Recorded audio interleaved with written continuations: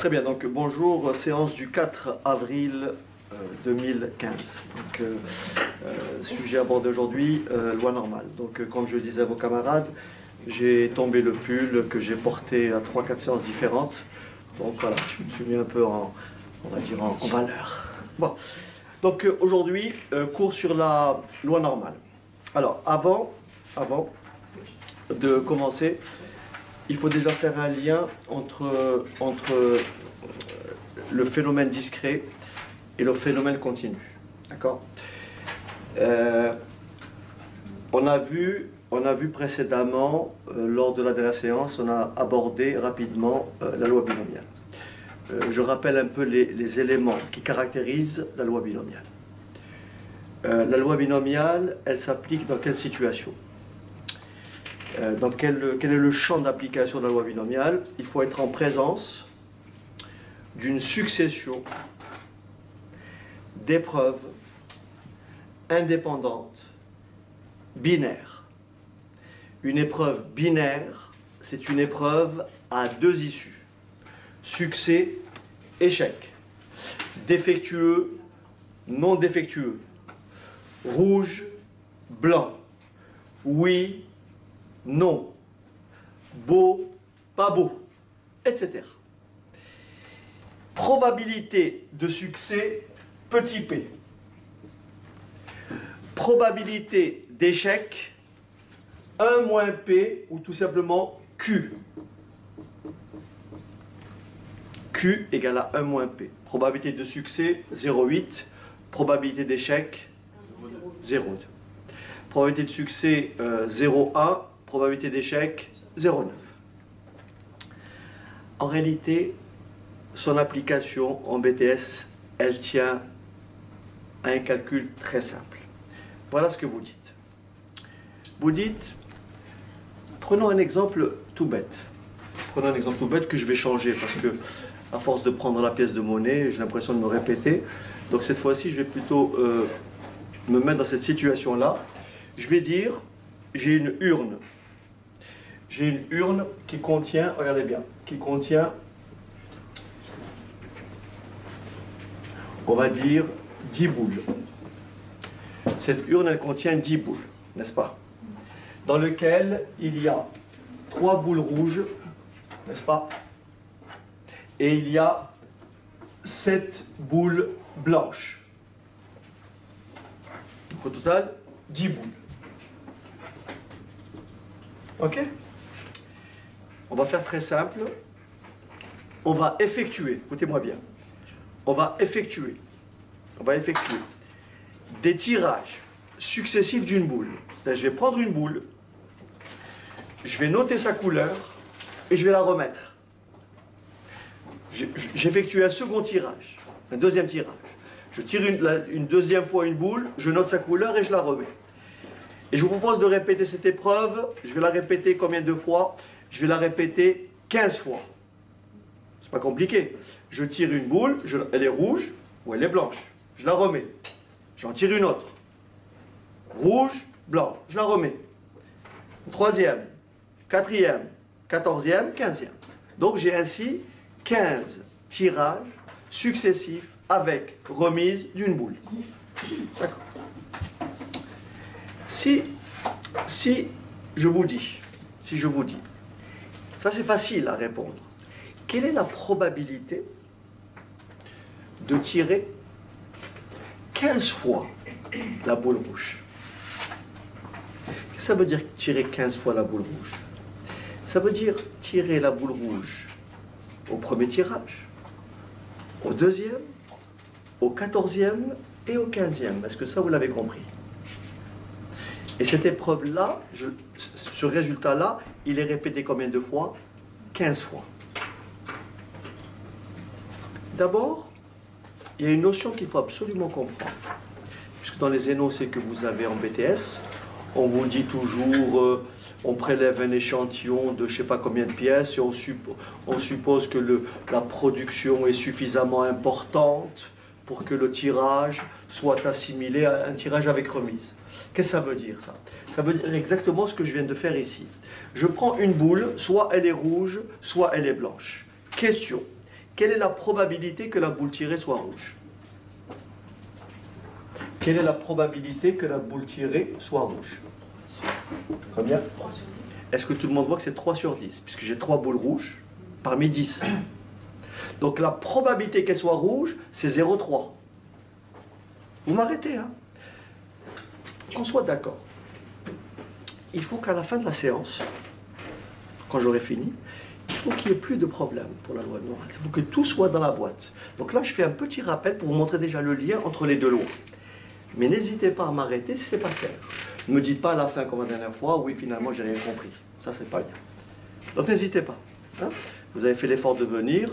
Il faut que ce soit un effort utile et nécessaire. C'est-à-dire qu'il faut que vraiment vous repartiez avec ce qu'on appelle une plus-value. Alors je répète, tout le monde a compris que P de R, c'est 0,3. Donc P de B, c'est 0,7. Est-ce que c'est bon? Ça veut dire concrètement, j'ai quoi au premier tirage? J'ai soit R, soit B. La boule tirée, je la remets. Donc au second, au deuxième tirage, j'aurai quoi? Soit R, soit B. La première est B. Soit R, soit B. Là, j'ai du combien?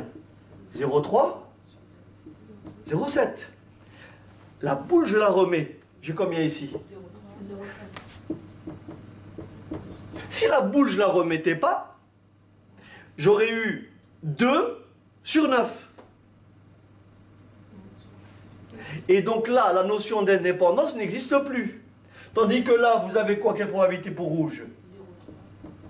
Et rappelez-vous, au cours de la dernière fois, on a dit que lorsque cette probabilité-là est la même, quel que soit ça, ça veut dire que les événements sont comment? Indépendants. Donc on est en présence déjà de 2 événements indépendants. Mais cet événement-là, je l'ai fait 2 fois. Je peux le répéter combien de fois? 15 fois. Est-ce que tout le monde a compris? Donc là, tout le monde a compris que j'aurai une succession de 15 événements indépendants. C'est pour ça que le principe, c'est tirer une boule et la remettre, pour que cette probabilité-là ne change pas. C'est toujours 0,3, 0,7. Est-ce que ça, c'est clair? Ça, c'est pour le champ d'application de la loi binomiale. On ne peut pas appliquer la loi binomiale si on n'a pas une succession d'épreuves indépendantes. Ça, c'est la première condition. Et des épreuves successives indépendantes, et comment? Binaire. Oui, non. Rouge, blanc. Succès, échec. Est-ce que c'est clair? Donc, si vous faites votre arbre, vous le continuez comme ça, il sera quand même assez touffu. Il sera assez grand. Donc, en bout de course, vous arrivez à quoi en bout de course? Vous arrivez à quoi? Vous arrivez à ceci, en bout de course. Je veux avoir 15 fois la boule rouge. Concrètement, ça veut dire quoi? C'est avoir rouge, puis rouge, puis etc., etc. Est-ce que tout le monde a compris? R, R, R, R, R, R, R. Mais comme les événements sont indépendants, c'est très facile. C'est P de R fois P de R fois P de R. C'est ce qu'on a vu la dernière fois. Lorsque 2 événements grand A et grand B sont indépendants, la probabilité d'avoir A inter B, vous vous rappelez, c'est la probabilité de A que multiplie la probabilité de B. Est-ce que ça c'est clair? C'est pas clair? Quand vous avez... Oui, ma grande. Il y a quelque chose que j'ai pas compris. Comment? C'est moi qui ai dit. J'ai dit, j'effectue 15 tirages successifs. Et je vais avoir 15 fois la boule rouge. J'aurais pu effectuer 8 tirages successifs. J'aurais pu effectuer 50 tirages successifs. J'en ai effectué 15. C'est un exemple. C'est le nombre d'épreuves. Je rappelle rapidement, puisque Najla est un petit peu embêtée avec ces événements indépendants. Donc, parce qu'elle a un petit point d'interrogation. En réalité, on a dit la dernière fois que lorsqu'on a 2 événements comme ça, soit A bar, soit B bar, soit B bar, d'accord? Donc là c'est P de A, là c'est P de B, P de A bar, et là on a dit que c'était P de B, sachant A. Là, c'est la probabilité d'avoir B sachant que j'ai A. Et là, c'est la probabilité d'avoir B sachant que j'ai quoi? A bar. Mais on a dit que si cette probabilité de B sachant A est égale à la probabilité de B sachant A bar, c'est tout simplement égal à la probabilité de B. Et pour calculer cette probabilité-là, c'est la probabilité d'avoir quoi? P de A que multiplie P de B sachant A. Mais si les événements sont indépendants, la probabilité d'avoir B sachant que j'ai A, c'est pareil que la probabilité d'avoir B. Donc, quand j'ai deux événements A et B indépendants, calculer la probabilité d'avoir A inter B, c'est tout simplement la probabilité de A que multiplie la probabilité de B. Voilà, ça les événements indépendants. Lorsqu'ils sont indépendants. Donc si j'ai A, B, C indépendants, ce sera P de A fois P de B fois P de C. Est-ce que c'est clair? Oui, petit. Vous avez dit que P de A est égal à P de B sachant A. J'ai jamais dit ça. J'ai dit que P de A inter B, c'est P de A fois P de B sachant A. Ça, c'est P de A inter B.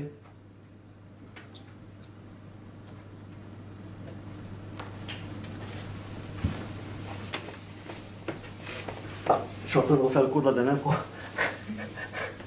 Ce qui n'était pas le but. Je vais juste arrêter. Je vais juste arrêter la vidéo une seconde.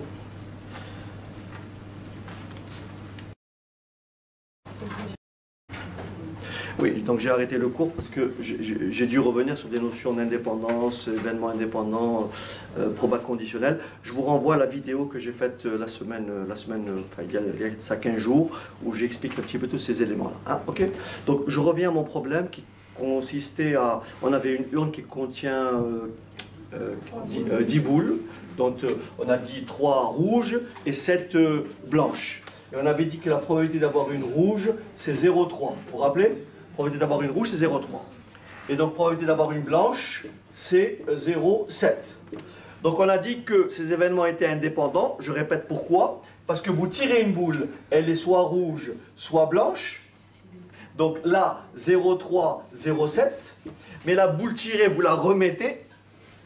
Donc la probabilité qu'elle soit rouge au deuxième tirage, sachant qu'elle est rouge au premier, c'est toujours combien? 0,3, 0,7. La probabilité qu'elle soit rouge au deuxième tirage, sachant qu'elle est blanche au premier, cette probabilité-là ne change pas. Est-ce que c'est clair? Donc là, j'ai bien affaire à deux événements indépendants. Donc autrement dit, si je veux simplement calculer la probabilité d'avoir, si je fais deux tirages, hein, j'en fais que deux, et je vous dis, quelle est la probabilité de tirer deux boules rouges? Ben, deux boules rouges, c'est quoi? C'est tirer une rouge, puis une rouge, oui ou non? Mais comme les événements sont indépendants, ça fait tout simplement la probabilité d'avoir une rouge fois la probabilité d'avoir une rouge. C'est donc 0,3 fois 0,3, ça fait 0,3 au carré. Si j'effectue 3 tirages, et je vous dis quelle est la probabilité d'avoir 3 rouges, ben vous dites 0,3 au cube. Et comme j'ai dit dans mon exemple, j'effectue 15 tirages, quelle est la probabilité d'avoir 15 fois la boule rouge? 0,3 à la puissance 15. Est-ce que ça c'est clair? Il n'y a pas de calcul. C'est le raisonnement qui prime. Il faut raisonner. D'accord? Bon. Je vais un peu vite parce que sinon le chemin, on risque d'escamoter la suite. Parce que cette partie-là, encore une fois, je l'ai abordée en boucle. Vous regardez la loi binomiale, vous avez une multitude d'exemples qui expliquent tout le détail. Hein. J'ai passé quand même pas mal de temps à détailler tout ça. Donc là, pour aujourd'hui, on va essayer quand même d'aller un peu vite, mais si vous ne le comprenez pas, vous m'arrêtez quand même. Alors regardez si je dis, soit grand X, la variable aléatoire qui associe le nombre de boules rouges tirées. D'accord? X est la variable aléatoire qui associe le nombre de boules rouges tirées. La question que je pose, c'est quelles sont les valeurs prises par grand X? Quand j'effectue 15 tirages, X peut être égal à combien? À 0. Pourquoi 0? Je peux tirer que des blanches. Puisque X associe le nombre de boules rouges tirées. X associe le nombre de boules rouges tirées. Donc, je peux tirer que des blanches. Ça veut dire que X peut être égal à combien? À 0. X peut être égal à quoi? À 1. Ça veut dire quoi? Une blanche, et finir la phrase. Et, pardon, une rouge et 9 blanches. 14 blanches. Parce qu'il y a 15 tirages. Si je dis X égale 2, ça veut dire quoi? 2 rouges et 13 blanches. Est-ce que c'est clair? Ça, vous l'avez bien vu. C'est très important. J'ai 15 épreuves. Et le succès, dans notre cas, le succès, c'est avoir une rouge. Donc je peux avoir 0 succès, 1 succès, 2 succès, 15 succès. D'accord? Alors, que je vais rédiger comme ça, si vous permettez. Regarde. Regardez. Vous m'arrêtez si ce n'est pas clair. Je peux écrire P de x égale 0. Qu'est-ce que ça veut dire 0? Ça veut dire 0 rouge. Donc ça veut dire combien de blanches? 15. Mais comme les événements sont indépendants, qu'est-ce qui peut me donner la réponse? 0. 7 puissance 15. Et oui, c'est B, B, B, B, B, P de B fois P de B fois P de B fois P de B, arrêtez-moi. 0, 7 exposant 15. Ça va? Bon. Je passe à ce qui est très... Je fais ce qui est très simple, qui ne me demande aucun calcul. D'accord? Simplement un raisonnement rapide. Est-ce que vous êtes d'accord? Je peux déduire P de x égale 15. Et ça fait quoi? 0,3. Voilà. Est-ce que c'est bon? Maintenant, il y a deux réponses que l'on peut donner. Il y a deux réponses que l'on peut donner en raisonnement très simplement. Regardez bien. Je vais écrire ça. Qu'est-ce que ça veut dire ça? Une seule rouge. Alors, d'abord, écrivons le début de la formule. Ça donnerait quoi? 0,3 fois 0,7. Est-ce que tout le monde a compris jusque-là? Une rouge, 14 blanches. 15 épreuves, toujours 15. Toujours la puissance, la somme des puissances. Là, si je veux compléter, ça sera fois 0,3 puissance 0. Là, ça va être quoi? Fois 0,7 puissance 0. Vous voyez? Donc, il faut que la somme des puissances ici soit toujours égale à 1. Est-ce que c'est à 15? Bon. Mais le problème, c'est qu'il y a plusieurs possibilités. Il y a plusieurs possibilités où j'ai une rouge. Je vous explique. Et c'est là où il faut faire preuve un petit peu de dénombrement. Et encore une fois, je vous renvoie à une vidéo où j'ai vraiment détaillé, ça s'appelle loi binomiale, dans laquelle j'explique en détail comment on trouve cette valeur-là. Je vous l'explique rapidement pour ce cas-là. C'est très simple. Qu'est-ce que ça veut dire une rouge? Ça veut dire la lettre R, suivie de combien de fois la lettre B? Est-ce que vous me suivez? Mais la lettre R, elle peut être en première position.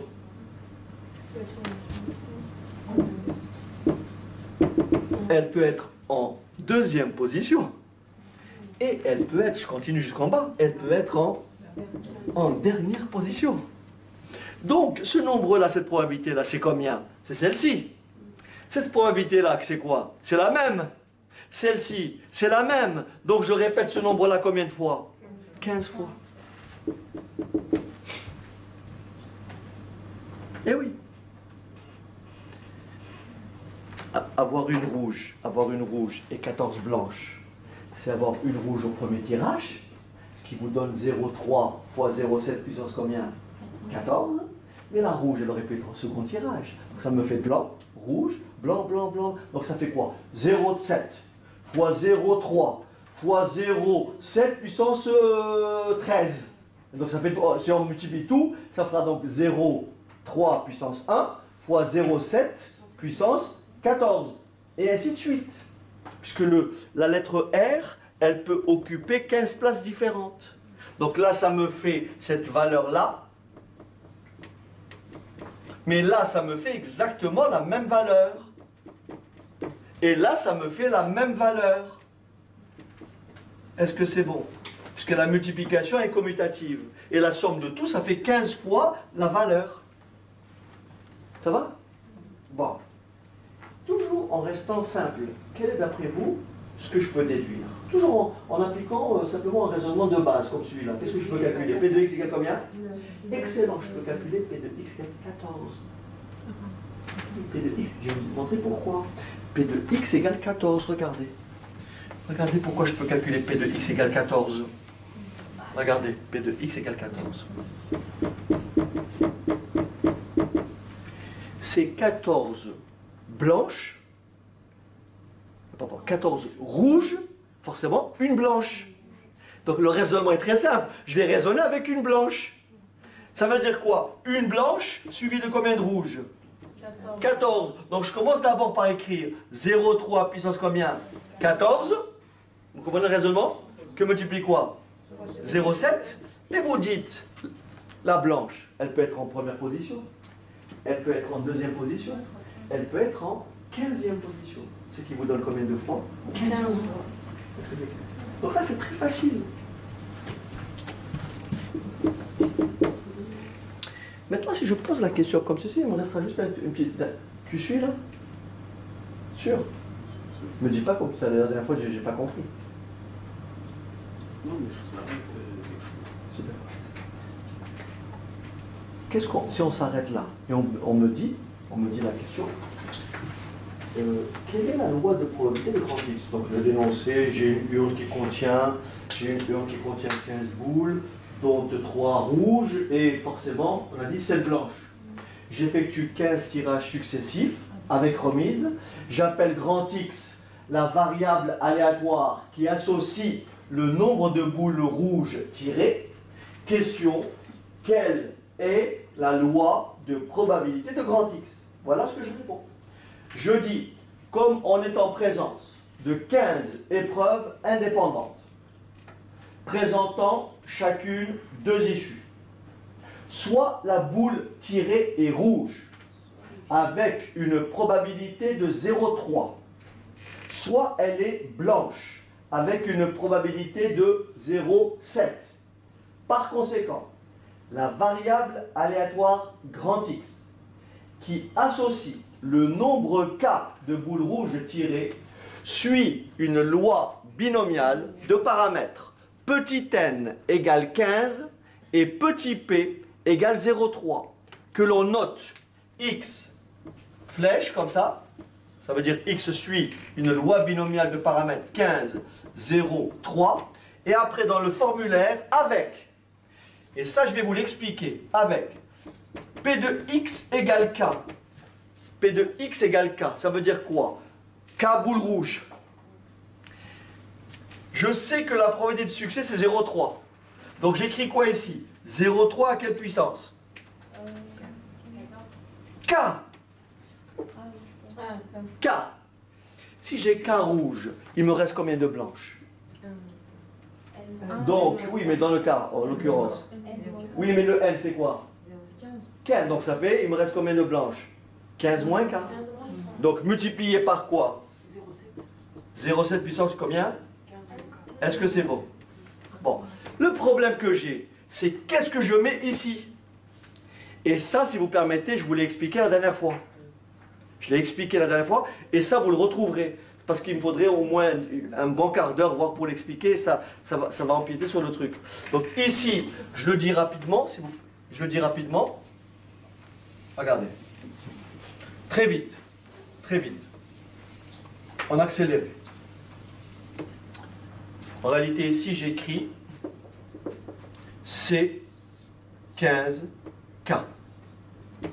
C15K, c'est le nombre de façons de permuter les lettres. Par exemple, quand vous écrivez ici, quand vous écrivez avoir 3 rouges, ça veut dire quoi? 0, 3 puissance 3, que multiplie 0,7 puissance 12, et vous dites avoir 3 rouges. C'est avoir ici 12 blanches. Et j'ai expliqué rapidement en faisant du dénombrement. Je vous avais dit, il faut trouver le nombre d'anagrammes de ce mot. Il y a combien de mots que l'on peut former avec 15 lettres dans lequel il y a 3 R et combien? 12 B. Vous dites, on suppose toutes les lettres distinctes. Et on a expliqué qu'il y a combien de façons de permuter toutes ces lettres? 15 fois 14 fois 13 fois 12 fois etc. etc. Et on avait écrit que ça c'était égal à quoi? À factoriel 15. Après on a dit qu'on s'intéresse aux doublons. Les doublons, il y a combien de façons de permuter les 3R? Factoriel 3. Et il y a combien de façons de permuter les 7B? Factoriel 7. Et ça on écrit tout simplement C15 3. Et donc ici, la probabilité d'avoir 3 rouges, c'est C15, 3. Donc là, je vous ai écrit en 5 minutes ce que j'ai détaillé la dernière fois en je ne sais pas combien de temps, mais ce détail-là, vous l'avez en boucle. Je l'ai répété au moins 4 ou 5 fois, donc vous le regarderez si... mais oui, en fait, est-ce que vous avez une méthode pour retenir si on doit mettre le cas en haut ou le cas en bas? c'est très facile. C'est très facile. La méthode, c'est que de toute façon, tu as une calculatrice. Oui. Voilà, tu as une calculatrice. L'écriture en BTS, plutôt tu as le formulaire en BTS, et en BTS, on t'écrit toujours cette formule-là. Ah, donc ça va donner à... Toujours.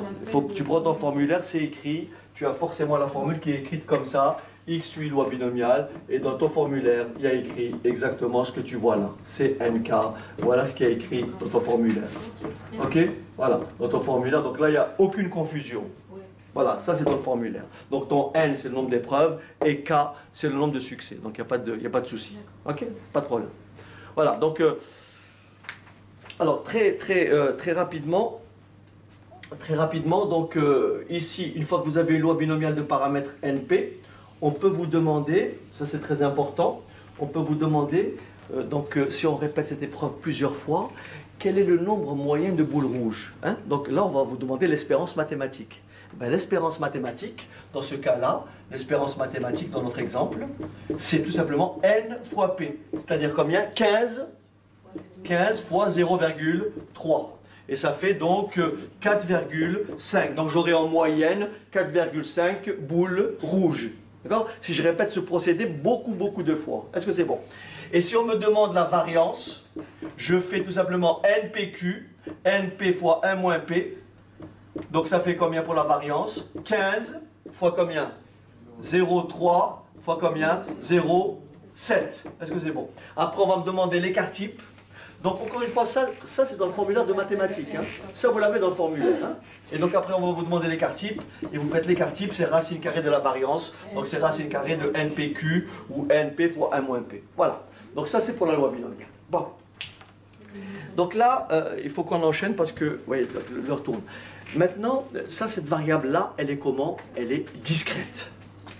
Cette variable-là, elle est discrète. Alors, je vais juste ouvrir une parenthèse pour vous montrer un peu l'utilité, le lien entre binomial et normal. Cette variable-là, elle est discrète. Autrement dit, les valeurs prises par x sont des valeurs isolées. Imaginez une seconde. Imaginez une seconde que, dans cet exemple-là, j'effectue 200 tirages. Vous m'entendez? 200 tirages successifs avec remise. C'est la même situation, mais cette fois-ci, au lieu de faire 15 tirages, j'en effectue 200. Et si je vous demande de me calculer la probabilité que x soit plus petit ou égal à 80. Probabilité que x soit plus grand ou égal à 40. Vous avez compris les limites. Eh oui. Amusez-vous. Donc, au départ, j'ai une loi binomiale de paramètres combien? 200. Tiens, je vais changer le paramètre ici et je vais mettre 0,4. En supposant qu'on ait 4 boules rouges. D'accord? 200, 0,4. Et on me demande de calculer ça. Ben, si je dois appliquer le cours, ça donnerait quoi? Il faut calculer P de x égale combien? 0, plus P de x égale 1, plus P de x égale 2, jusqu'à combien? Jusqu'à P de x égale combien? 80. Infaisable. Infaisable. Ici, est-ce que c'est encore moins? Parce qu'ici, on peut, si vous allez soit après 40, c'est pas possible, soit avant 40, ça veut dire qu'il faut aller de 0 à combien? À 39. Est-ce que tout le monde a compris? Eh bien, dans ce cas-là, comme n est très grand, et comme p n'est ni trop voisin de 0, ni trop voisin de 1, eh bien, au lieu d'appliquer cette loi binomiale, on va approcher cette loi binomiale par une loi comment? Normale. Et les paramètres de la loi normale, vous savez ce que ça va être? Ça va être l'espérance mathématique de la loi binomiale, donc 200 fois combien? 0,4. Et ça va être l'écart type calculé à partir de là, c'est-à-dire racine carrée de combien? De 200 fois 0,4 fois 0,6. D'accord? Je vous propose de visualiser ce résultat-là. Donc je vais ouvrir une feuille Excel et je vais vous montrer donc la situation, comment elle peut se présenter. D'accord? De façon concrète. Là, je vais couper parce que ça ne sert à rien.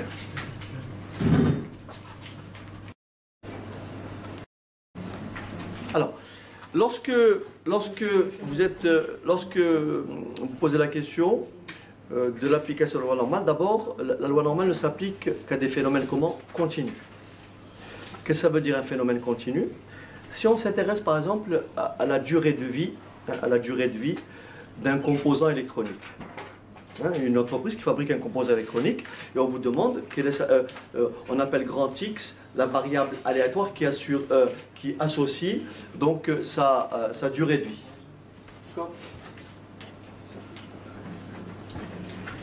Et donc vous êtes d'accord avec moi qu'il est absolument si on vous dit quelle est la probabilité que sa durée de vie soit de 3 mois, quelle est la probabilité que sa durée de vie soit de 5 mois et 25 jours, il est clair que cette probabilité-là sera forcément égale à 0. Puisque quand on parle de durée de vie, on dirait plutôt quelle est la probabilité que le composant ait une durée de vie comprise entre 1 mois et 6 mois, entre 3 jours et 30 jours. Autrement dit, lorsque vous avez affaire à ce type de variables, c'est forcément des valeurs prises, ce sont forcément les valeurs qui appartiennent à un intervalle. C'est pour ça qu'on parle de variables aléatoires continues. Autrement dit, les valeurs prises par grand X sont une infinité de valeurs qui sont comprises entre telle valeur et telle valeur. Tout ce qui est durée de vie, taille d'individu, tout ça, ce sont des variables aléatoires comment? Continues. Bon. Contrairement à la loi binomiale où on avait une seule épreuve qui était répétée, d'accord, de façon indépendante. Quand vous avez une variable aléatoire qui suit une loi normale, cette variable aléatoire dépend de plusieurs variables. Mais elles sont toutes, les variables dont elle dépend, elles sont toutes indépendantes les unes aux autres, sans que aucune des variables ne prédomine les autres. Par exemple, quand vous analysez la durée de vie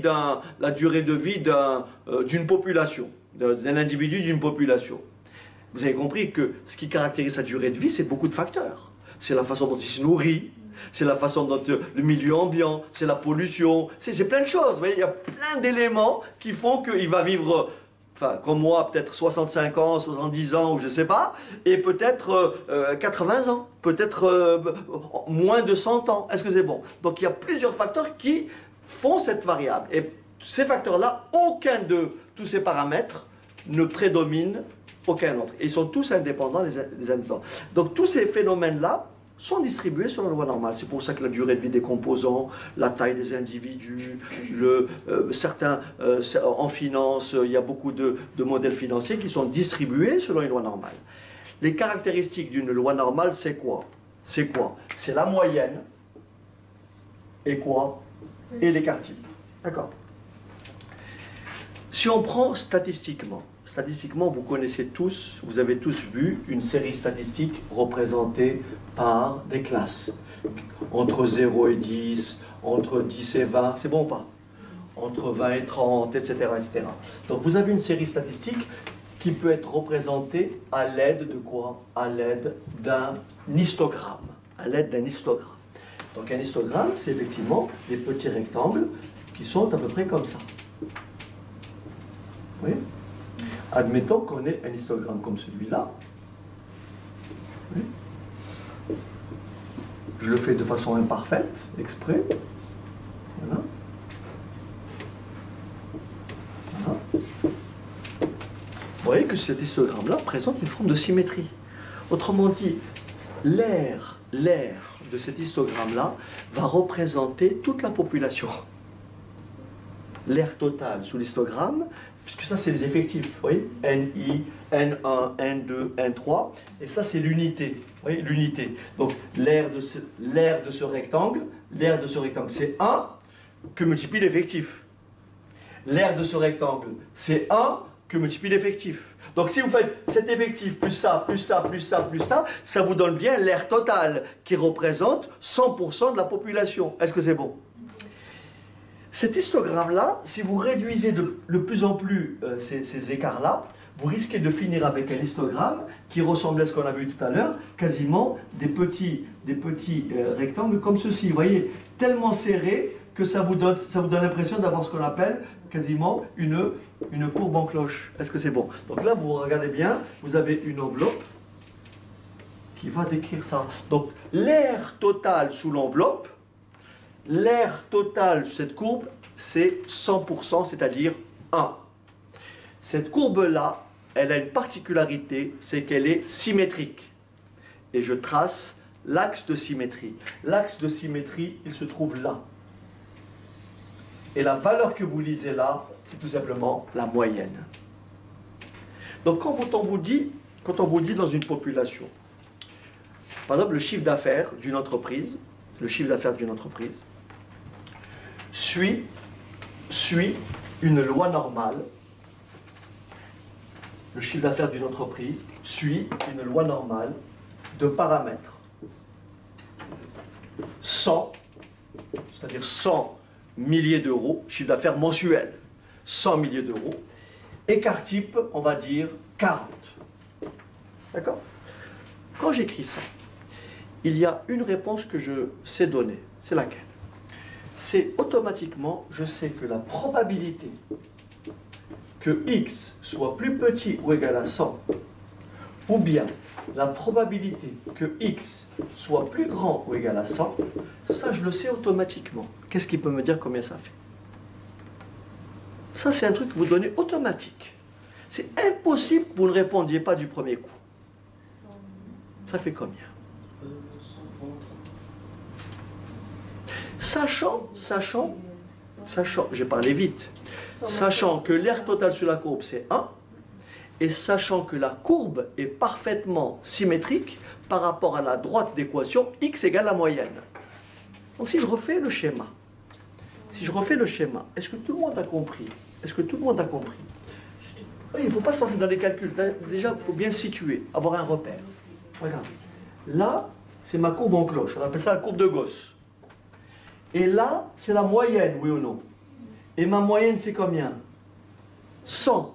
On me demande de calculer la probabilité que x soit plus petit ou égal à 100. Donc on me demande de calculer l'air qui se trouve de ce côté. Vous avez compris?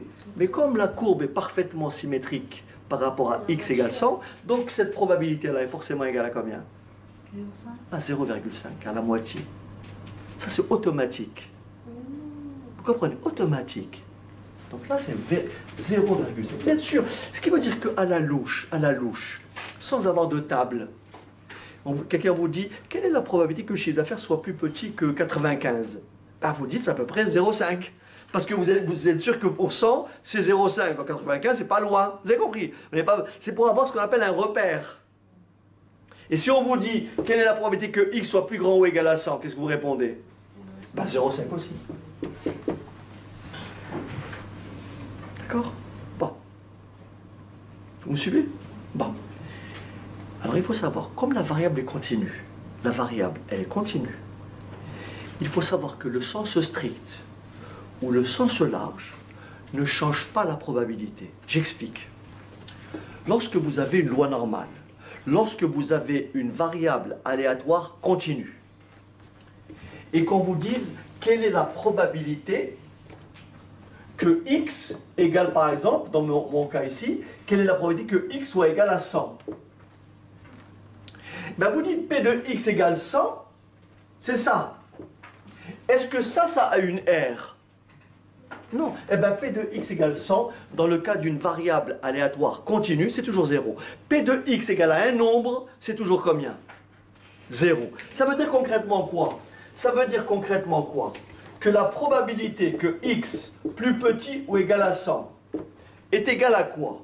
À la probabilité que x soit strictement plus petit que 100, plus la probabilité que x soit égal à 100. Est-ce que c'est bon? Plus petit ou égal à 100, c'est d'abord strictement plus petit que 100, plus la probabilité que x égale 100. Mais on sait que la variable est continue. Donc P de x égale 100, c'est combien? C'est 0. Ça veut dire que quand vous avez une loi normale, vous n'avez pas besoin de vous soucier, est-ce que c'est plus petit strictement ou égal? C'est pareil. Mais bien sûr, il faut respecter l'énoncé. Si l'énoncé vous dit plus petit ou égal, vous écrivez plus petit ou égal. Mais sachez que le calcul est identique. Le strictement ou le égal ne change pas la probabilité. Parce que la probabilité que x égale, c'est toujours combien? 0. Est-ce que c'est clair? C'est bon? Bon. Je continue un petit peu mon exploration avant de rentrer dans le détail. Je vous donne juste une chose, parce qu'il faut toujours comprendre le global. En général, quand on a une loi normale, ce qui nous intéresse, c'est les résultats qu'on retient. On parle souvent de techniques du sondage, on parle souvent d'échantillonnage, etc. On s'intéresse souvent, par exemple, on dit, on effectue un sondage dans un bureau de vote, et on va essayer de trouver ce qu'on appelle, on va essayer d'évaluer le pourcentage de votants pour un candidat. Donc on va essayer de trouver un intervalle. Et on va se dire par exemple, il y a 95% de chances pour que le candidat A ait recueilli entre tant et tant de voix. Oui. Et donc tout ça, on va le probabiliser grâce à la loi normale. J'explique. Ce qu'on va trouver comme résultat tout à l'heure, c'est que lorsque vous avez une loi normale, ici, vous avez sa moyenne, je prends l'exemple numérique, sa moyenne c'est 100. J'ai dit que l'écart type c'était 40. Il faut comprendre, il faut retenir, c'est des résultats, mais qu'on va montrer, qu'on peut montrer n'importe quand, c'est ce qu'on va faire tout à l'heure. Il faut savoir que lorsque vous écartez d'un écart type de part et d'autre de la moyenne, si l'écart type c'est 40, donc si je fais 100 moins 40, ça fait combien? 60. Et 100 plus 40, ça fait combien? 100, 140. J'obtiens ici un intervalle. Et forcément ici, j'obtiens une R. Eh bien, on va calculer tout à l'heure. Cette R-là, elle est toujours égale à 68,26%. C'est-à-dire la probabilité qu'une valeur soit comprise dans un intervalle entre la moyenne moins un écart type et la moyenne plus un écart type, à la louche, ça fait 68%. Et de façon précise, ça fait 68,26%. On va le calculer tout à l'heure, il n'y a pas de problème. Vous saurez faire tout ça, hein. Vous saurez faire tout ça. Là, je dis à la sortie, vous devez tous être capables de lire la table, de faire des calculs, etc. C'est ça le but, hein. Bon. Donc ça veut dire concrètement, si je vous dis quelle est cette probabilité-là,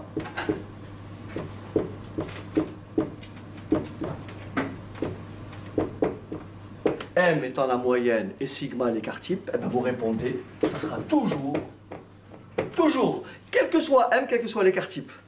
Toujours. Mais ça, on va le voir tout à l'heure. Ok, toujours. Vous comprenez ce que je dis? Je pousse un peu plus loin. Si je prends cette loi normale, quels sont ses paramètres? Quels sont ses paramètres, cette loi normale? 0 et 1. La moyenne, c'est combien? L'écart type, c'est combien? 1. Si j'applique la formule au-dessus, qu'est-ce que ça me donne? P de x compris entre combien et combien? Alors combien ça fait? C'est combien?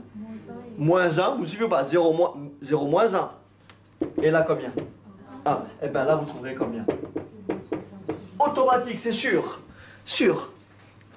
On va le voir tout à l'heure. D'accord, je continue. Maintenant, au lieu de m'écarter d'un écart type, je vais m'écarter de 2 écarts types. Ça, c'est des résultats connus, hein. 2 écarts types. Donc cette fois-ci, au lieu d'avoir ça, je vais avoir ça. Ça. C'est-à-dire, au lieu d'avoir ici 60, je vais avoir combien? 20. 100 moins 2 écarts types. L'écart type, c'est 40. C'est bon? Et là, je vais avoir combien? 180. Et bien là, vous aurez combien? 95,44% des valeurs. C'est-à-dire que si je calcule ça, ici, ça sera quoi? P de x compris entre combien et combien? Moins 2 et 2. Et ça fait combien? Ça marche en tous les cas. Vous comprenez? Ça, c'est des résultats que l'on connaît. Et on ne connaît pas vraiment celui-là. Celui qu'on connaît vraiment, c'est 95% des valeurs. Et vous savez ce qui va donner 95%? C'est s'écarter de 1,96 écartifs de part et d'autre. Si je mets ici moins 1,96, et là je mets combien? Plus 1,96, je trouverai pile 0,95. Mais ça, on le fera tout à l'heure. Ok. Donc ça, c'est une introduction. Et avant la pause, on va déjà commencer à amorcer la table. D'accord? Et comme ça, quand on va revenir, on sera frais et dispo pour la suite. Alors regardez, je peux effacer. De toute façon, tout ça, vous n'avez pas besoin de l'écrire, c'est visible. C'est visible. Ok. Première chose, quand vous prenez votre table, alors je vais en prendre une. La table, pour ceux qui ne l'ont pas, servez-vous. La table, si vous regardez bien, quand vous lisez la table, les valeurs, elles fonctionnent toujours à gauche de la valeur où vous êtes. Quand vous avez votre table, elle est comme ça. La table, elle est comme ça. Là, vous avez votre courbe en cloche. Ça, c'est la loi normale qu'on appelle la loi normale centrée réduite. C'est-à-dire la loi normale de paramètres combien? 0 et 1. La moyenne, elle est là. Est-ce que c'est bon? Quand vous lisez l'air total, l'air à gauche, on l'a vu tout à l'heure, est-ce que tout le monde a compris? Que ça se lit P de T, donc c'est T qui suit cette loi normale. Est-ce que vous êtes d'accord que ça se lit P de T plus petit ou égal à 0? Et quel est cet air-là? 0,5. Et si vous prenez votre table, la première valeur que vous lisez, c'est 0,5.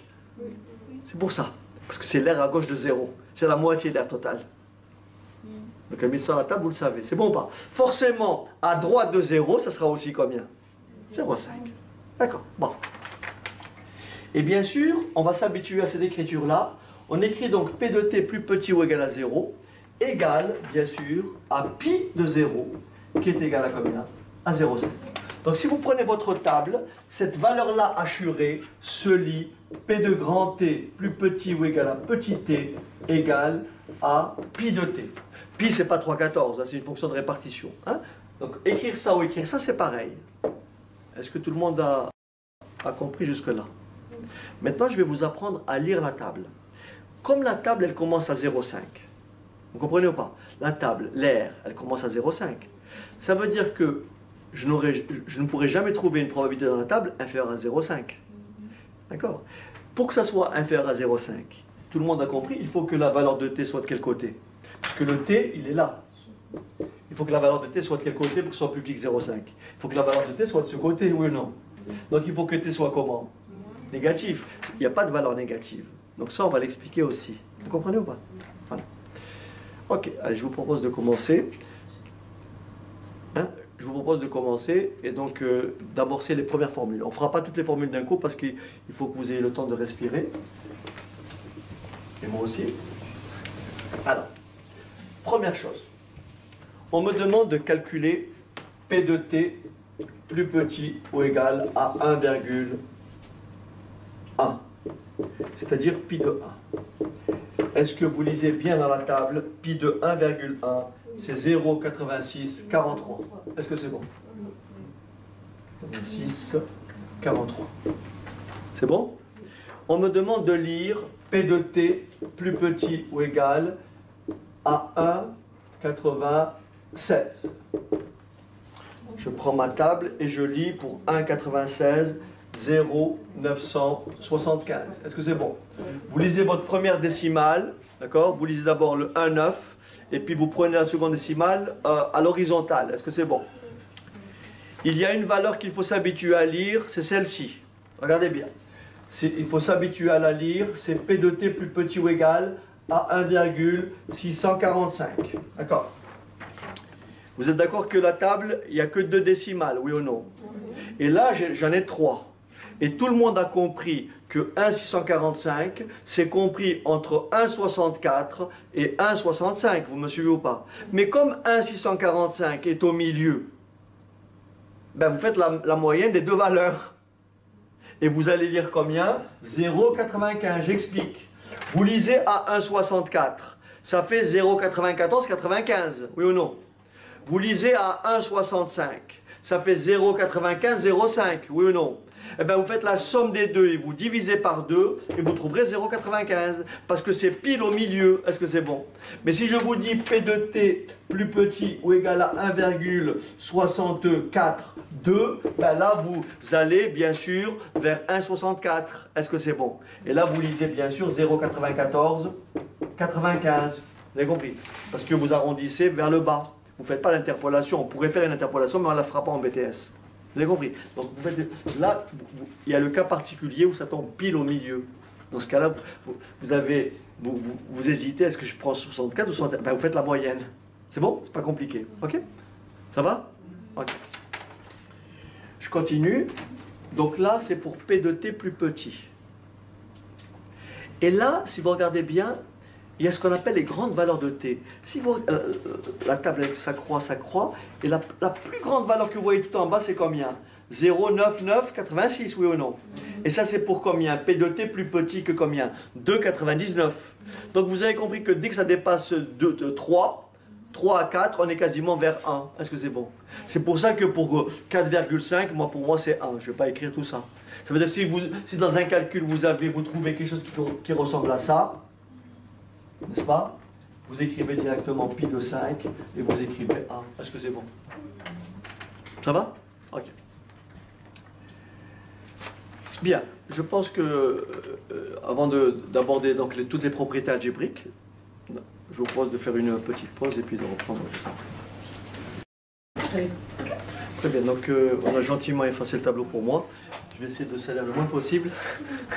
Alors, on a première formule, donc on a vu P de t plus petit ou égal à t, ça s'écrit pi de t, n'est-ce pas? Ensuite maintenant, si on me demande P de t supérieur ou égal à t, par exemple, si on me demande de calculer P de t plus grand ou égal à 1,4. C'est 1. Voilà, cette fois-ci, je suis à droite de 1,4. Mais la table nous oblige à être à gauche. Donc je convertis, je passe par l'événement contraire. Et ça s'écrit donc 1 moins P de t strictement plus petit que 1,4, c'est-à-dire 1 moins pi de 1,4. D'accord? Et pi de 1,4, vous le lisez donc dans la table. Et je lis combien pour 1,4? Je lis 0,91. Voilà. 0,91, 92. Donc ça fait du 0,0808. Et donc ça, première formule, c'est 1 moins P de t plus petit que t. Est-ce que c'est bon? Ça veut dire 1 moins pi de t. Donc ça, c'est la probabilité que t soit plus grand ou égal à t. Monsieur, Oui, ma grande. on ne travaille jamais sur t supérieur ou égal, c'est toujours inférieur ou égal. Pourquoi? Ah oui, la table. Quand tu utilises la table, il faut que ça soit toujours plus petit. Si tu n'as pas plus petit qu'un nombre positif, tu n'es pas dans la table. Donc il faut utiliser des propriétés algébriques pour y être. Donc si on te donne ça, tu n'es pas dans la table. En écrivant ça, tu es dans la table. Tu as compris la démarche? Voilà. Ok, tout le monde a bien compris? Vous m'arrêtez les enfants. Hein? Ok. Ensuite, on me dit après, par exemple, on me demande de calculer, je peux effacer?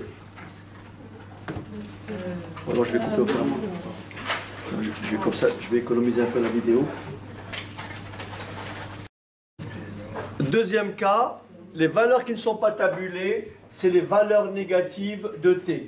P de t plus petit ou égal à moins t. T étant positif, moins t est négatif.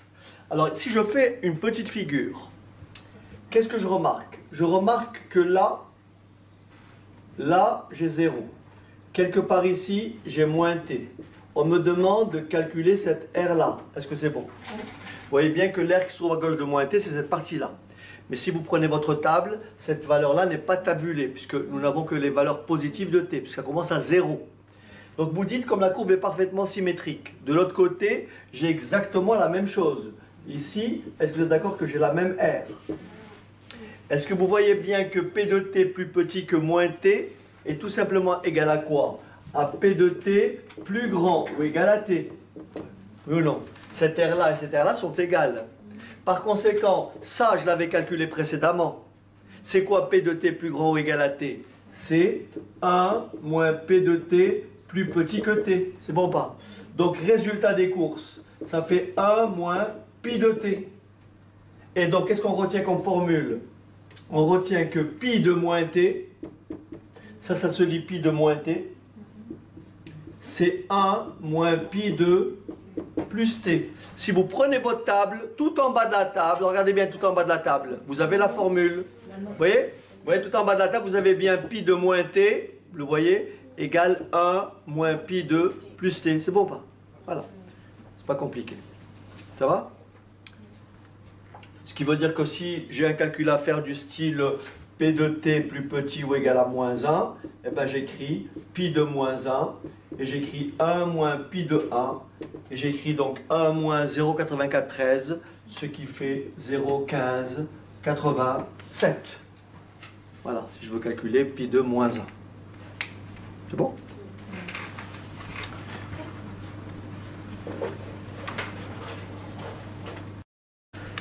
Alors, autre cas, maintenant, on va être amené à calculer, par exemple, la probabilité que t soit compris entre petit a et petit b. Donc là, il faut bien comprendre, je fais ma courbe en cloche. Bien sûr, petit a et petit b sont quelconques. Admettons que petit a soit de ce côté et petit b de ce côté. Est-ce que vous êtes d'accord qu'on me demande de calculer l'aire qui se trouve entre a et b? Autrement dit, on me demande de calculer cette aire-là. On me demande de calculer cette aire-là. C'est bon? Est-ce que vous êtes d'accord que l'aire que j'ai coloriée en bleu est tout simplement égale à l'aire à gauche de B moins l'aire à gauche de A? Mais par définition, l'aire à gauche de B, c'est pi de B. L'aire à gauche de A, c'est pi de A. Donc P de T compris entre A et B, c'est pi de cette valeur moins pi de cette valeur, toujours. Vous embêtez pas. C'est bon? Donc là, je vais écrire P de T compris entre A et B, c'est pi de B moins pi de A. Est-ce que c'est bon? Si je prends un exemple, et je veux calculer la probabilité que T soit compris entre 1,3, je fais exprès, moins 1,3 et 1,5. Est-ce que vous êtes d'accord que ça donne pi de 1,5 moins pi de moins 1,3. C'est bon ou pas? Je fais ça par étapes. Moins pi de moins 1,3. Ça, je peux le lire. Ça, je ne peux pas encore le lire. Je le convertis. Puisque je sais, voilà. Puisque je sais que pi de moins t, c'est 1 moins pi de plus t. Mais attention au signe moins. Donc je l'écris un peu plus haut. Est-ce que vous êtes d'accord que ça fait pi de 1,5 moins, j'ouvre un crochet, 1 moins pi de plus 1,3. Est-ce que c'est bon? J'enlève mes parenthèses et ça me fait pi de 1,5 moins 1 plus pi de 1,3. Est-ce que c'est clair? Ça par étapes. Après, vous prenez votre table, vous lisez, et vous lisez, je ne sais pas combien ça fait au total. Combien ça fait pour pi de 1,5? 0,93. 0,93. 32. Moins 1 plus pi de 1,3. 0,90, 32 aussi? Ok, merci. 0,90, 32. Bon, je vous laisse faire l'opération finale. Ok, voilà. Donc ça, c'est P de T compris entre moins 1,3 et plus 1,5. Est-ce qu'il y a des questions? C'est bon? Ok. Alors, on va voir un cas particulier. Alors, il faut bien retenir l'appellation. On appelle ça un intervalle centré en 0. Et ça peut être dans les exercices un intervalle centré en M, c'est-à-dire la moyenne. Je fais une figure. Regardez bien ce que c'est un intervalle centré en M. Vous avez votre courbe en cloche qui est comme ça. Un intervalle centré en M, c'est que là, vous avez 0. Là, vous allez avoir moins A ou moins T. Et là, vous allez avoir quoi? Plus T. Et on vous demande donc la probabilité que grand T soit compris entre moins T et T. On peut le faire en appliquant la formule tout à l'heure. Mais après, on va trouver un résultat qu'on peut utiliser directement. Essayons de détailler. Le A, c'est moins T. Le B, c'est plus T. Donc on applique, ça fait quoi? Pi de B, donc pi de T, moins pi de moins T. Est-ce que c'est bon? C'est pi de T moins pi de moins T. Hein? Pi de B moins pi de A. Ça, je le lis, puisque T est positif. Je le lis. Ça, je ne le lis pas, puisque T moins T est négatif. Je le convertis. Donc ça me fait. Et faites attention, encore une fois, on m'a posé la question tout à l'heure, on m'a demandé pourquoi il y avait, parce que là, il y a un crochet, signe moins devant. Et je vais calculer ça à part. Et pi de moins T, c'est quoi? 1 moins pi de T. J'enlève mes crochets. Je change mes signes. Ce qui me donne pi de T moins 1 plus pi de T. Et vous retrouvez deux fois la même valeur. C'est pour ça qu'on retiendra P de T compris entre moins T et T, c'est tout simplement 2 pi de T moins 1. Ça va plus vite. Soit vous faites tout le calcul, soit vous passez de là à là directement. Est-ce que c'est bon? Voilà. Soit vous faites tout le calcul, soit vous passez de là à là directement. D'accord? Ok. Alors maintenant, on va essayer de l'appliquer à notre cas tout à l'heure. Rappelez-vous, on a dit, lorsqu'on se déplace de n écart type, on a 0,6826. Lorsqu'on se déplace 2 écarts type, on a 0,9544. 1,96 écart type, 0,95 pile. Faisons le calcul. Alors, est-ce que vous êtes d'accord? Ça traduit bien ici, moins 1 et 1, puisque l'écart type c'est 1, je suis bien un écart type à gauche et à droite. J'applique la formule au-dessus. Ça donne quoi? 2 pi de 1 moins 1. Mais vous savez que pi de 1, c'est 0,8413.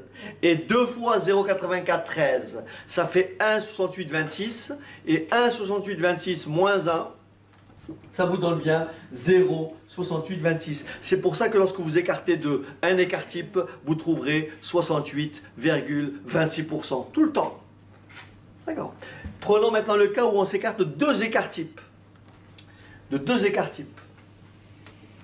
Et ça donnera quoi, 2 écarts types? P de T compris entre combien et combien? Entre moins 2 et 2. Et là, ça fera encore 2 pi de 2 moins 1. C'est 2 fois 0,9772 moins 1. Ce qui donne 0,9544.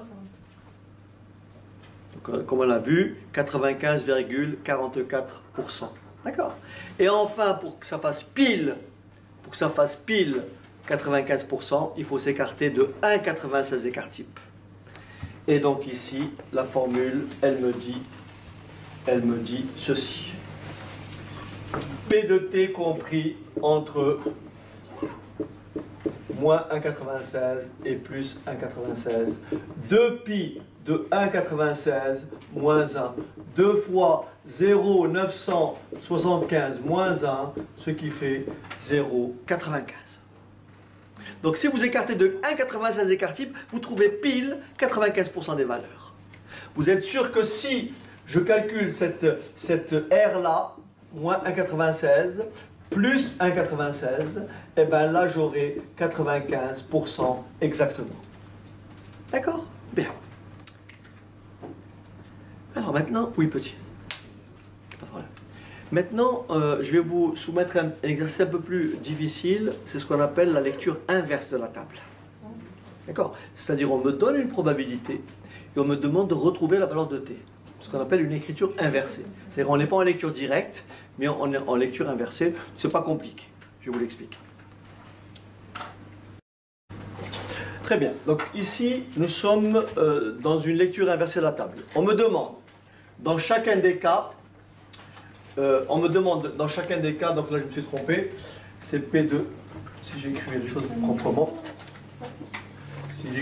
proprement, c'est P de T plus petit ou égal à T égale,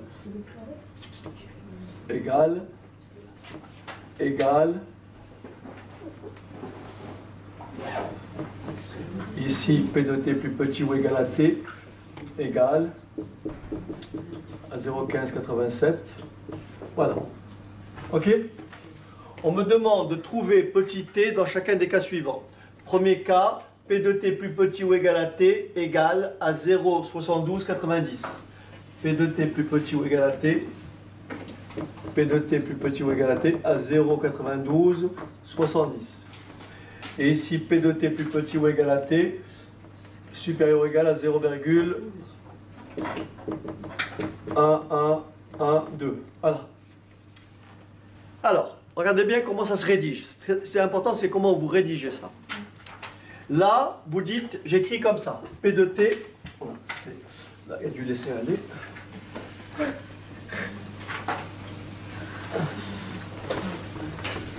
Ok. Alors, P de t plus petit ou égal à t, voilà comment ça se rédige. Vous prenez votre table et vous lisez en lecture inverse la valeur de t qui me renvoie 0,9270. Vous lisez combien? 0,61. Donc c'est pi de 0,61. Ah non. Ok. Non, vous avez changé le... Oui, avant c'était 0,7290. Et là maintenant oui d'accord, non mais je le remets alors, 0, je veux qu'il y ait la table, hein. Donc je veux que ça soit ça, ok? 0,61. Voilà, alors ça fait donc, là j'ai réécrit, est-ce que vous êtes d'accord, ça fait pi de t. Et là vous lisez en lecture inverse, ça fait pi de combien vous me dites? 0,61, c'est ça? Oui. Donc résultat, ça fait t égale 0,61, c'est bon? Voilà, ça, là il n'y a pas de calcul à faire. Je passe au second, à la deuxième équation. C'est P de t supérieur ou égal à t, égal à 0,1112. Est-ce que vous êtes d'accord que là, je ne suis pas dans la table? Vous avez compris, je ne suis pas dans la table parce qu'il est plus grand que. Je convertis plus grand que en 1 moins. C'est bon ou pas? 1 moins P de t plus petit que, égal à 0,1112. Est-ce que tout le monde a compris que ça fait moins pi de t égale à moins 0,8888? Oui ou non? Parce que je passe le 1 de l'autre côté, ça fait moins 1. Mais moins par moins, ça fait quoi? Plus. Ça fait donc pi de t égale à 0,8888. Combien vous lisez pour le 0? 1, vous écrivez donc pi de 1,4. Est-ce que c'est bon? Ce qui veut dire que quoi? Que t égale à combien? Voilà. 1,4? Ouais. 1,22 plus. Ah, attention. 1,22. Ok, merci. Est-ce que c'est bon? Donc là, il n'y a vraiment pas de complication. Je passe au troisième cas qui, effectivement, peut surprendre. Donc il faut bien le gérer, le troisième. Hein, il faut bien le gérer, le troisième cas. C'est pas la même chose que le premier cas et le troisième? Alors, le troisième cas, il faut bien le gérer. Vous allez voir. Regardez bien. Le troisième cas, ça s'écrit pi de t, n'est-ce pas, égale 0,1587. Est-ce que vous êtes d'accord que cette valeur-là n'est pas tabulée? Puisque la probabilité la plus petite, c'est 0,5. Si elle n'est pas tabulée, je l'ai expliqué précédemment, c'est que t est comment? Négatif. C'est que t est négatif. Et si t est négatif, moins t sera positif. Donc vous dites pi de t, d'après la formule, c'est 1 moins pi de l'opposé de t, égal à combien? 0,1587. Vous passez le 1 de l'autre côté, autrement dit vous rajoutez moins 1 de chaque côté, ça vous fait pi de moins t, égale moins 0,8413. Et vous avez compris, vous enlevez les moins, vous multipliez par moins 1 de chaque côté, ça vous fait pi de moins t, égale plus 0,8413. Et ça fait pi de moins t, égale pi de 1. C'est pi de 1 qui vous renvoie 0,8413. Par conséquent, moins t est égal à combien? À 1, ce qui implique que t est égal à combien? Voilà. On savait que t était négatif. C'est bon? Oui, c'est pas compliqué. Et vous m'arrêtez si c'est pas clair.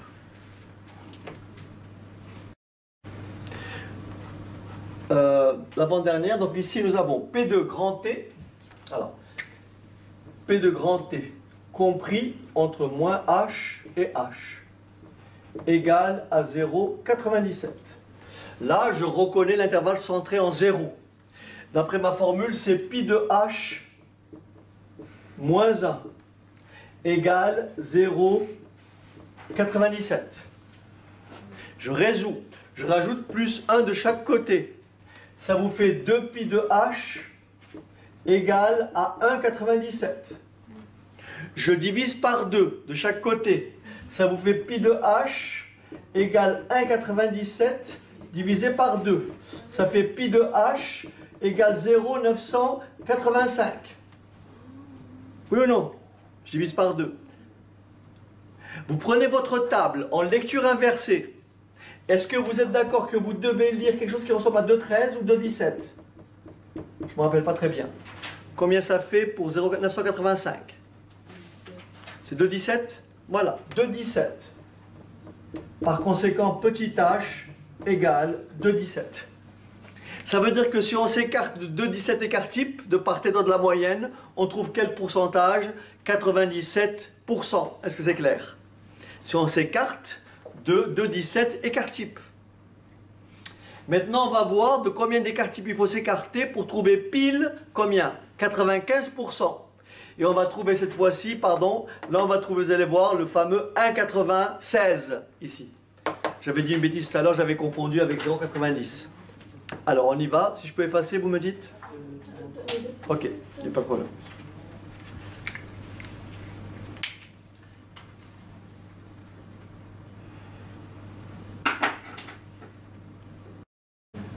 Très bien, effectivement le dernier résultat est connu. Alors si je calcule P de T compris entre moins H et H égale à 0,95, ça me donne 2 pi de H moins 1 égale 0,95. Ça me donne 2 pi de H égale à 1,95. Ça me donne pi de H égale à 1,95 divisé par 2. Ça me donne pi de H égale à 0,975. Là, vous prenez votre table en lecture inversée et vous avez une valeur de t qui est égale à quoi? À 1,96. Est-ce que c'est bon? Et donc ça fait ici h égale à 1,96. Est-ce que c'est clair? Voilà. Donc si vous vous écartez de 1,96 écart type, vous trouverez 95% des valeurs.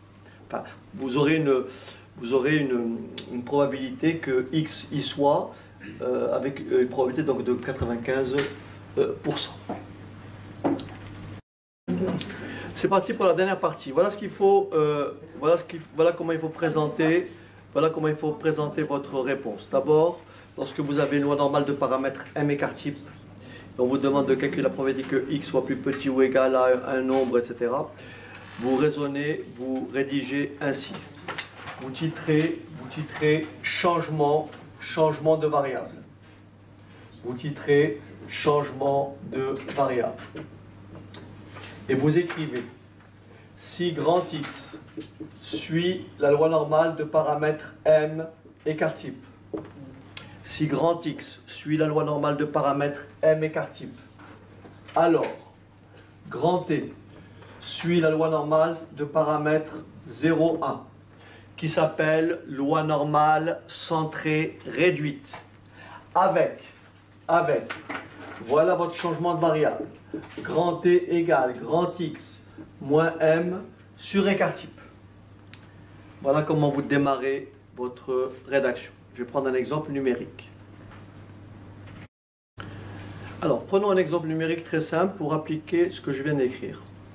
Nous avons une variable aléatoire grand X qui suit la loi normale de paramètres combien? 50, 4. Donc moyenne 50, écart type 4. Et on me demande de calculer les probabilités suivantes. Probabilité que x soit plus petit ou égal à 56,2. Probabilité que x soit supérieur ou égal à 48. Probabilité que x soit compris entre 46 et 54. Probabilité que x soit compris entre 45 et 53. Je vais rédiger ainsi. Et je vais dire comme précédemment, si grand X suit cette loi normale, alors grand T suit la loi normale de paramètres 0,1. avec grand T égale grand X moins 50 sur 4. J'applique, je reproduis exactement ce que j'ai écrit précédemment. Une fois que vous avez écrit ça en début d'exercice, vous continuez, vous ne le faites qu'une seule fois. Et après, vous répondez à toutes les questions. Première question. P de x plus petit ou égal à 56,2. Voilà ce que je vous recommande, comme ça vous évitez les erreurs.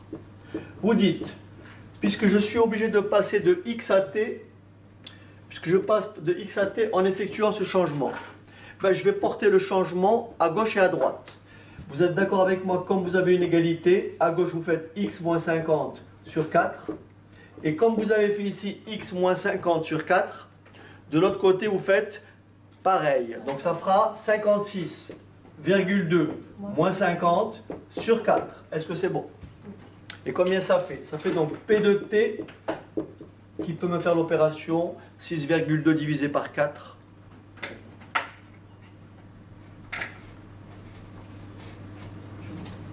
Avec 1,55.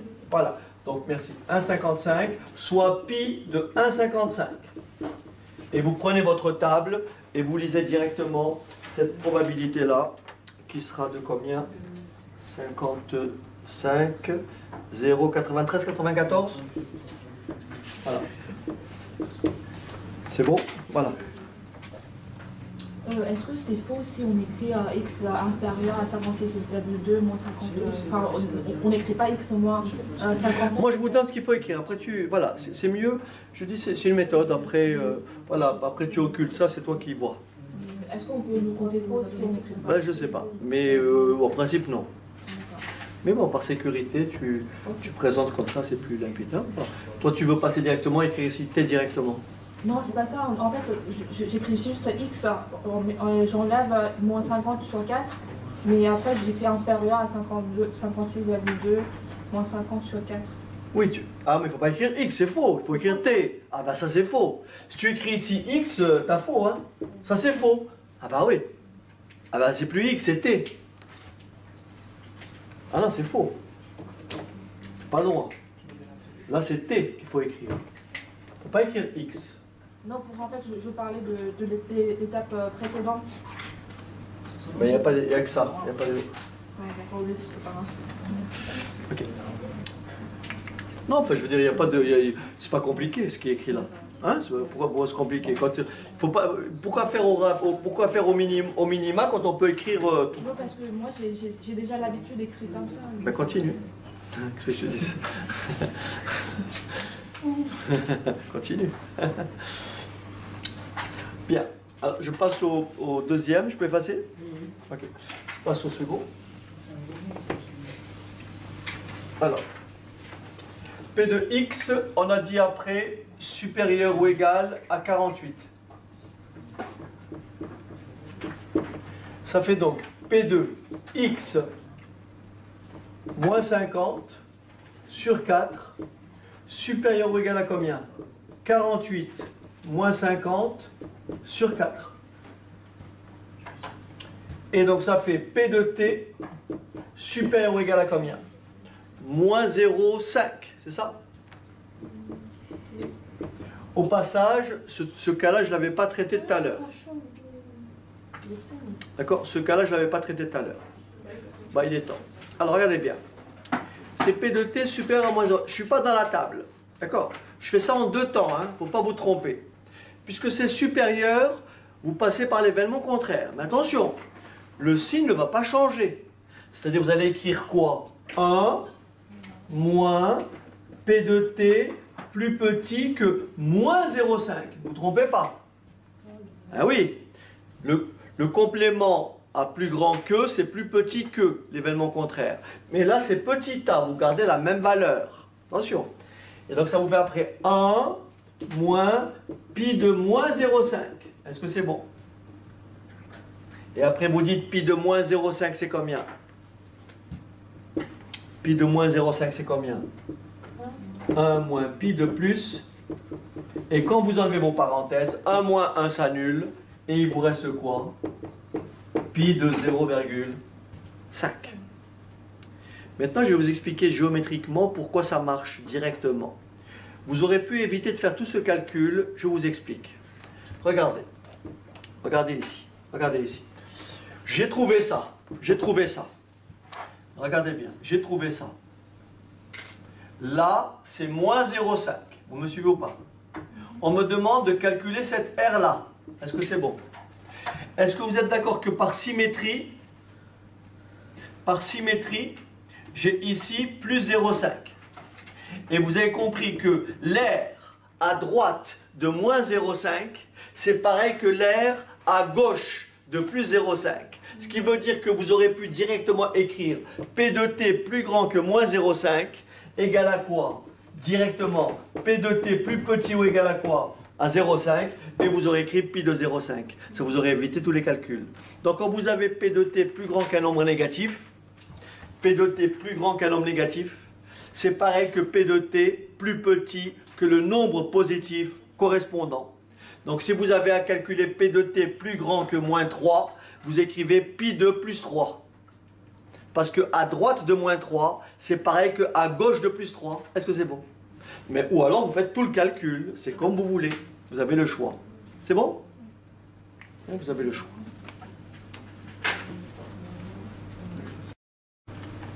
Très bien. Alors maintenant on va aborder le dernier cas, enfin l'avant-dernier cas. Donc P de grand X compris entre 46 et 54. Vous voyez, si je veux tricher un peu, je me suis arrangé bien sûr.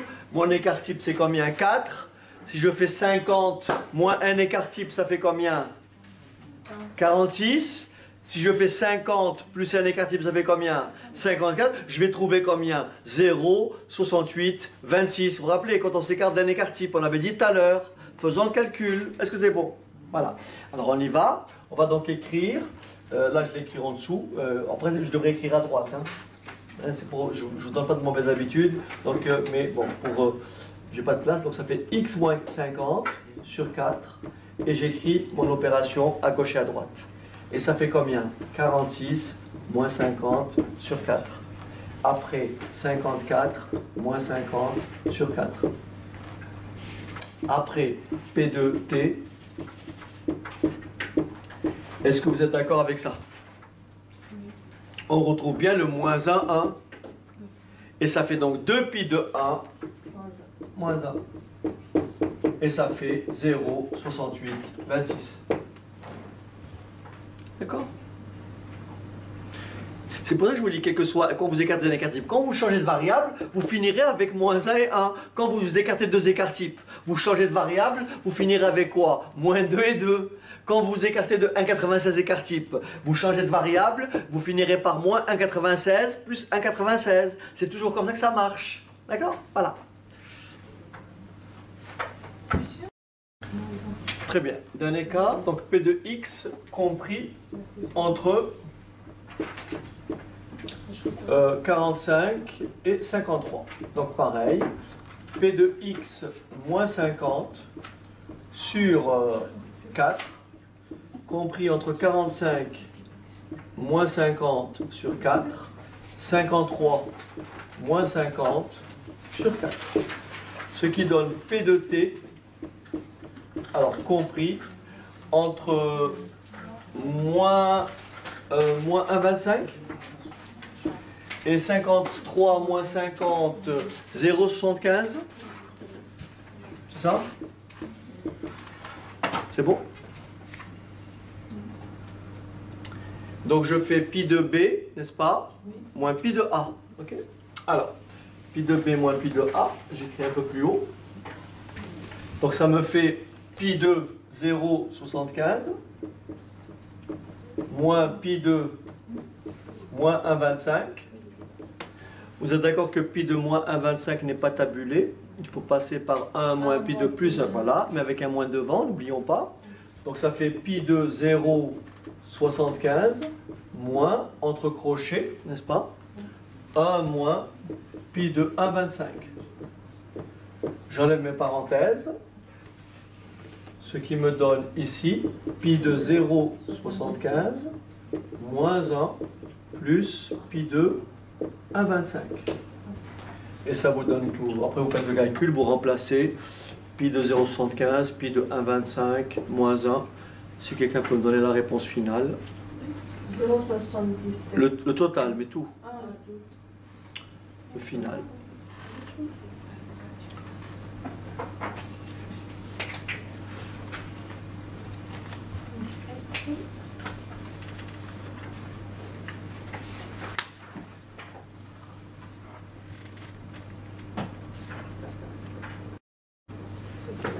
Donc 0,66, 78, a priori. Ok.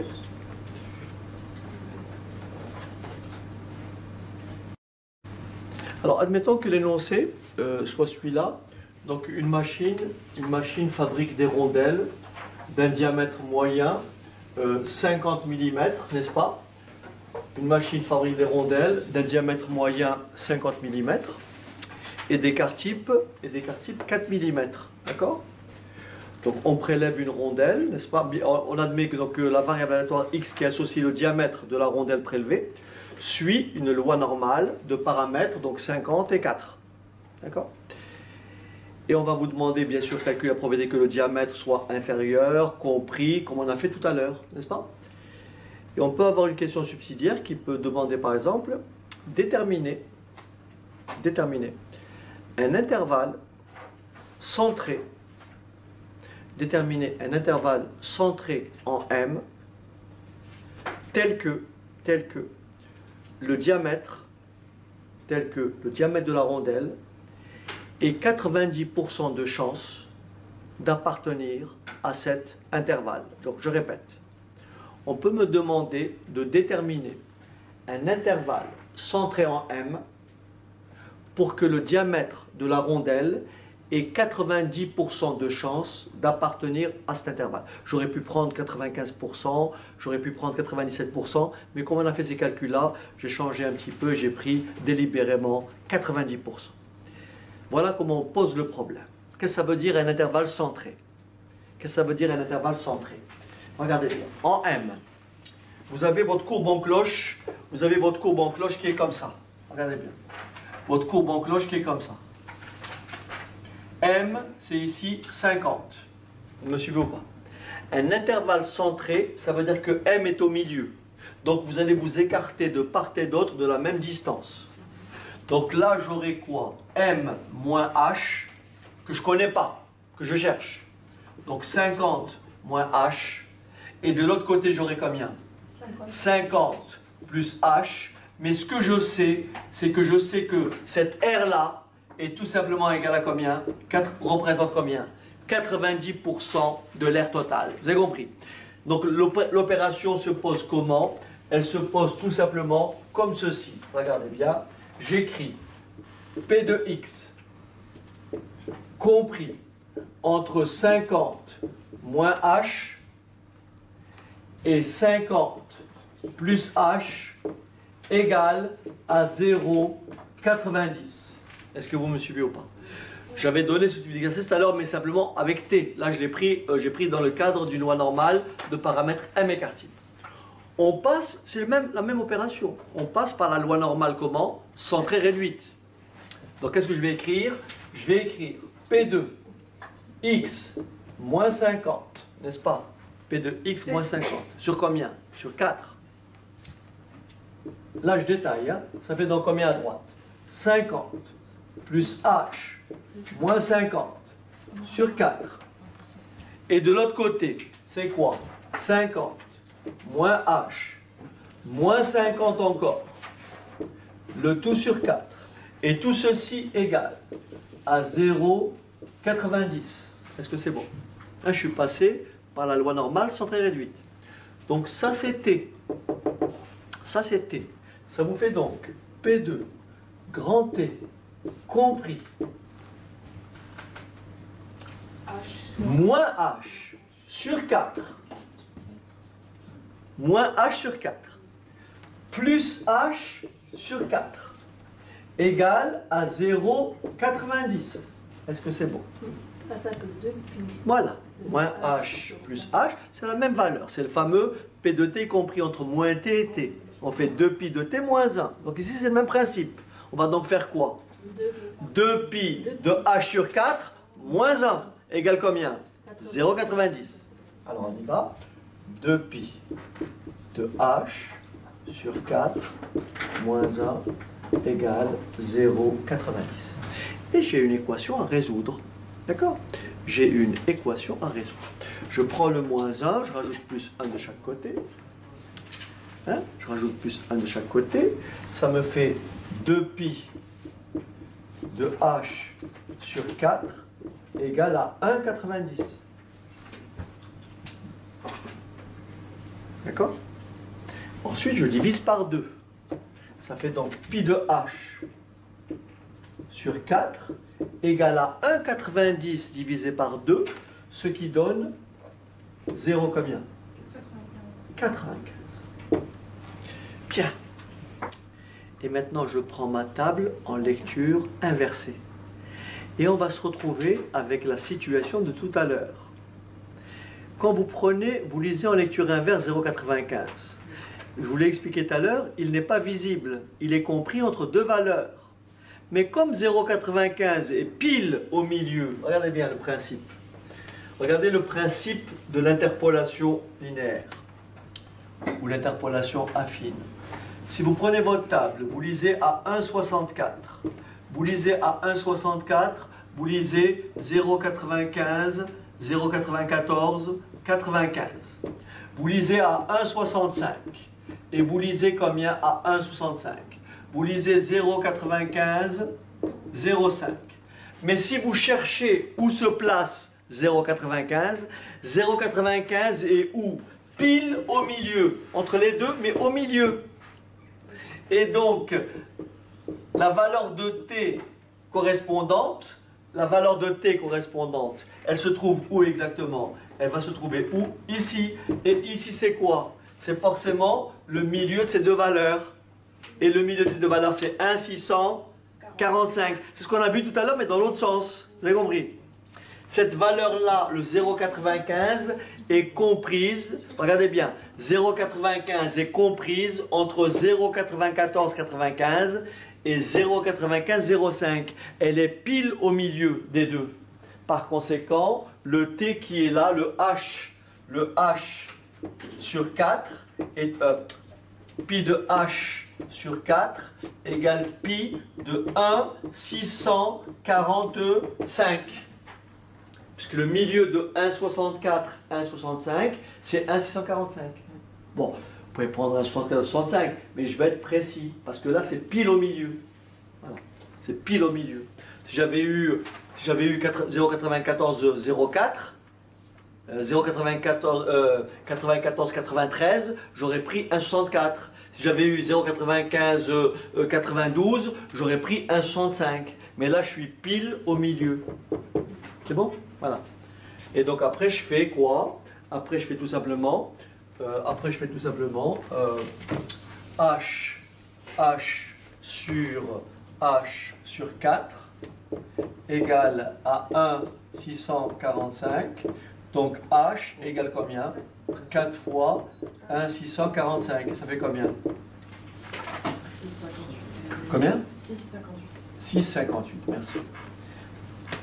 Ah, il faut qu'on se rappelle qu'on m'avait posé une question, on m'avait dit déterminer l'intervalle centré. Après vous faites une petite phrase, vous dites l'intervalle centré est quoi? Après vous faites une petite phrase, l'intervalle centré est tout simplement quoi?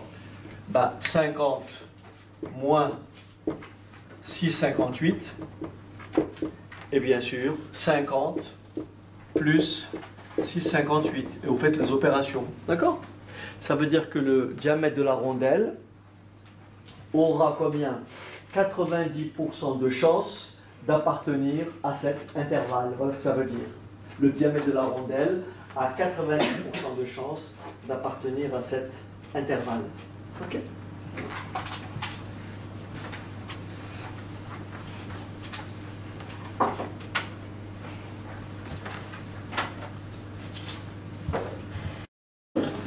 Très bien, voilà, donc la séance s'achève, donc il est quasiment 13 h. Merci à tout le monde, merci d'avoir participé, et je vous dis donc à une prochaine séquence. À bientôt. Bye.